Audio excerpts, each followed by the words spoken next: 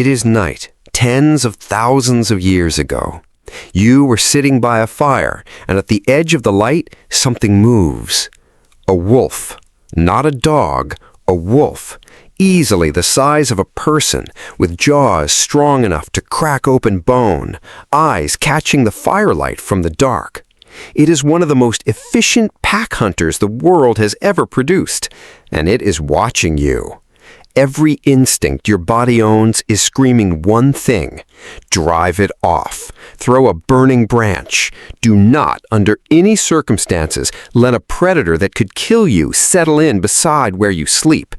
And yet somehow, someone didn't drive it off. Someone let it stay.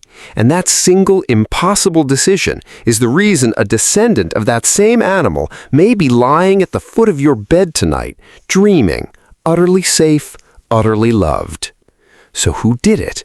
Who looked at a wild wolf, a creature built to hunt and kill, and decided to keep it? Here's what should hold you all the way to the end. The honest answer may be that nobody did. The best evidence we have suggests that no brave human ever tamed the first wolf at all.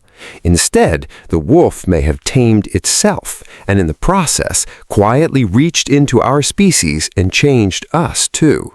By the end of this, you will not be sure who domesticated whom. Hold on to that. Start with why this is so hard to explain. Every other animal we domesticated, we did it for an obvious reason. Cows, sheep, goats, chickens, we tamed them for meat, milk, eggs, wool. They are walking resources. But the wolf came first, long before any of those. And a wolf is not a resource. It is a competitor. It hunts the same prey you do. It is dangerous. It eats a lot. And in the beginning, it offered no obvious reward worth the enormous risk of having it near your children. So the usual explanation that humans saw a useful animal and tamed it falls apart at the very first step. Nobody tames an apex predator for fun. There had to be something else. And the timing makes it stranger still, because this did not happen in a settled village with farms and grain to protect. Dogs came before farming. The oldest signs of this partnership reach back into the Ice Age, into a world of roaming hunter-gatherers, somewhere in a window that may stretch tens of thousands of years into the past. These were not farmers with scraps to spare. They were mobile hunters, often hungry themselves, living hard lives in a frozen world. And somehow, in that world, wolf and human began to merge their fates. So, if no one set out to tame the wolf, how did it begin? This is where the leading idea turns everything upside down. Picture a human camp in that Ice Age world. Where humans live, humans leave things behind. Bones, scraps, the remains of a kill, waste piled at the edge of the camp. Now, most wolves are far too fearful to come near the terrifying fire-wielding humans, but wolves are not all the same. In every population, a few are just slightly bolder, slightly calmer, slightly less afraid. And those few, driven by hunger, creep a little closer to that pile of scraps than the others dare. They get a free meal. They survive a little better. And crucially, they pass that boldness on to their pups. Generation after generation, the wolves willing to live near humans eat better and breed more. The nervous ones stay away and gain nothing. Slowly, without any human choosing anything, a line of wolves emerges that is comfortable around people. They are, in effect, selecting themselves. This is the self-domestication idea, championed by researchers like Raymond Coppinger. And its heart is a startling claim. We did not go out and capture the wolf. The wolf moved in with us and shaped itself to fit. And there is a beautiful experiment that shows just how fast this can happen and how strange its effects are. In Soviet Siberia, a scientist named Dmitry Belayev took wild silver foxes and began breeding them with a single rule. He selected only for tameness. In each generation, he kept only the foxes least afraid of humans and bred them together. Nothing else, just friendliness. And within a handful of generations, something astonishing happened. The foxes did not only become tame, they started to change physically. Their ears went floppy, their tails began to curl, patches of white appeared in their fur. They started to bark and wag and seek out human faces. The Lev had selected for one single trait, friendliness, and a whole suite of dog-like features came tumbling out alongside it, as if tameness were a thread that once pulled, unraveled the wild animal into something softer. This is likely exactly what happened to the wolf. Select for the courage to come close, and you get, almost for free, the floppy-eared, wagging, affectionate creature we now call a dog. But not everyone agrees it was that hands-off, and this is where the honest answer is that we truly do not know, because there's a second story, and it puts humans back at the center. Hunter-gatherers all over the world and right up to the present day do something we often forget. They adopt the young of wild animals. A hunter kills an adult, finds its helpless pups, and carries them home, where they are raised, fed, and socialized, sometimes even nursed by women alongside human babies. If your ancestors found a litter of wolf cubs and did what humans so often do, took them in and raised them, then the tamest of those hand-raised wolves, comfortable with people from birth, could have become the seed of the first dogs. So which was it? Did the bold wolves invite themselves in, or did a human cradle a wolf pup by the fire? The truth is, the evidence is still split, and it may have been both in different places again and again. Before we reach the most touching part of this story, notice what this channel keeps doing. It takes the most familiar things in your life, the animal on your couch, the food on your plate, and reveals the strange, deep history that made them ordinary. If that's what you're here for, subscribe, and the next one will be waiting. Now, back to the fireside and the moment this stopped being about scraps and became about something much deeper. Because scavenging is only the beginning of the story. It explains how a wolf might come close. It does not explain love.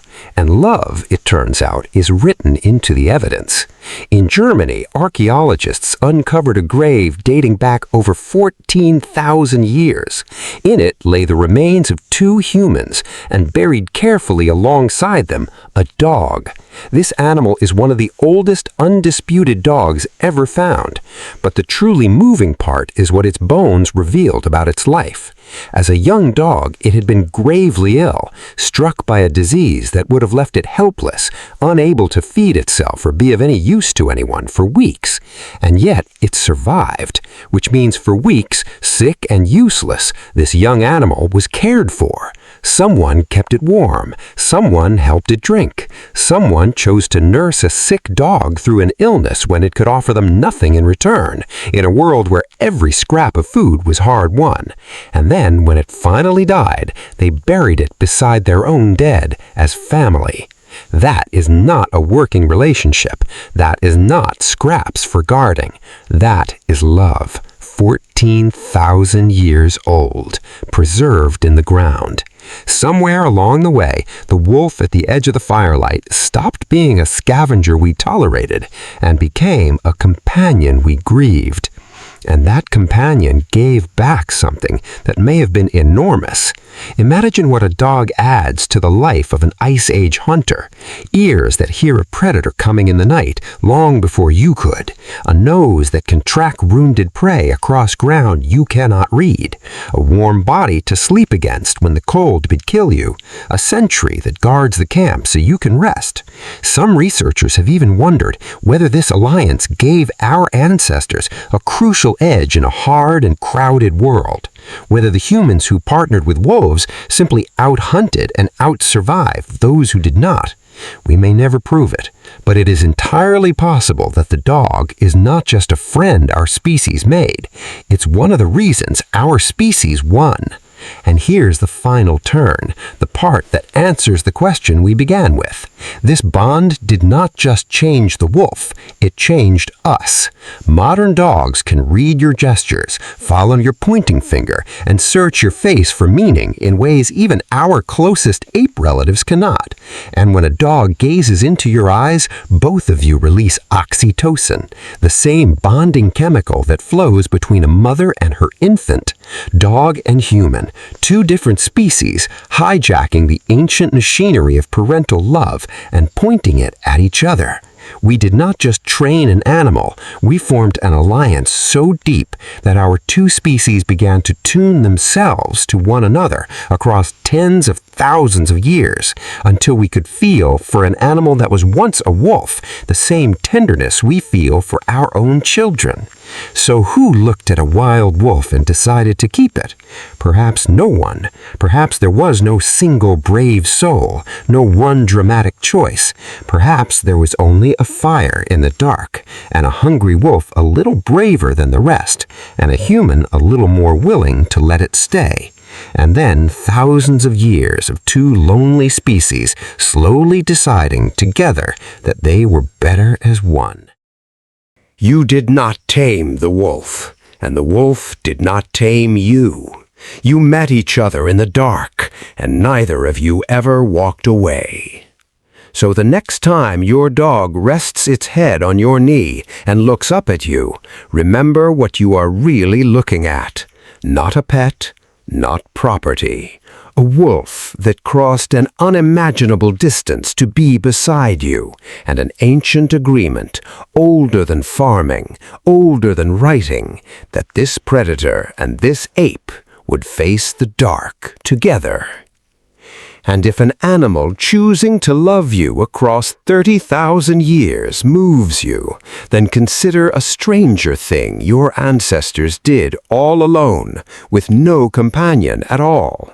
One of them knelt over a fire, gathered a bundle of dried leaves, set them alight, and deliberately breathed the smoke into their own lungs. Go find out why anyone would ever do that.